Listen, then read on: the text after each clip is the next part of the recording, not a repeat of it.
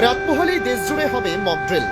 আচমকা ব্ল্যাকআউট হয়ে যাবে শহর, নিভে যাবে সব আলো, বাজানো হবে এয়ার রেইড সাইরেন।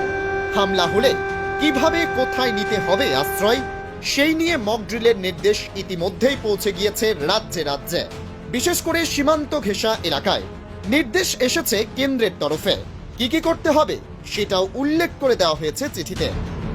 শেষ এমন মক ড্রিলের আয়োজন হয়েছিল ভারত পাক যুদ্ধের আগে 1971-এ। কেন্দ্রের নোটিশে বলা আছে, যুদ্ধের সময় সাধারণ মানুষকে সতর্ক করার জন্য এয়ার রেইড সাইরেন বাজিয়ে পরীক্ষা করা হবে। হঠাৎ ব্ল্যাকআউট বা অন্ধকার হয়ে যাবে শহর, নিভে যাবে সব আলো। রাতের অন্ধকারে কোনো এয়ার স্ট্রাইক হলে এই কৌশল নেওয়া হবে। স্কুল, অফিস, কমিউনিটি সেন্টারে হবে ওয়ার্কশপ। হামলা হলে কাছাকাছি আশ্রয়স্থল কিভাবে খুঁজে বের করতে হবে তা শেখানো হবে। হামলার মুহূর্তে মাথা ঠান্ডা রেখে কাজ করা, প্রাথমিক চিকিৎসা করাও শেখানো হবে। 71-এর যুদ্ধের সময় এই কৌশল নেওয়া হয়েছিল। মিলিটারি বেস, পাওয়ার প্ল্যান্ট বা গুরুত্বপূর্ণ বিল্ডিংগুলি এমনভাবে ঢেকে দেওয়া হবে যাতে স্যাটেলাইটে ধরা না পড়ে। ঝুঁকিপূর্ণ এলাকায় শেখানো হবে কিভাবে দ্রুত উদ্ধার কাজ চালাতে হয়, কিভাবে সরিয়ে নিয়ে যেতে হয় সাধারণ মানুষকে।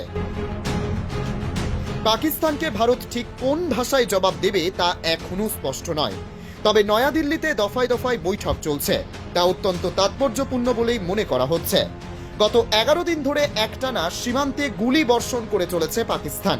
সেই আবহেই দেশের সব রাজ্যকে বিশেষ নির্দেশ দেওয়া হয়েছে কেন্দ্রের তরফে। দেশের সব রাজ্যে হবে মক ড্রিল।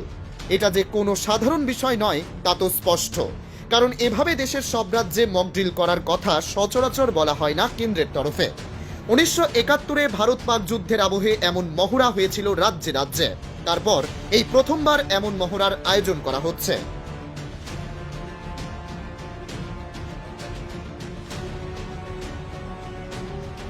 ধন্যবাদ।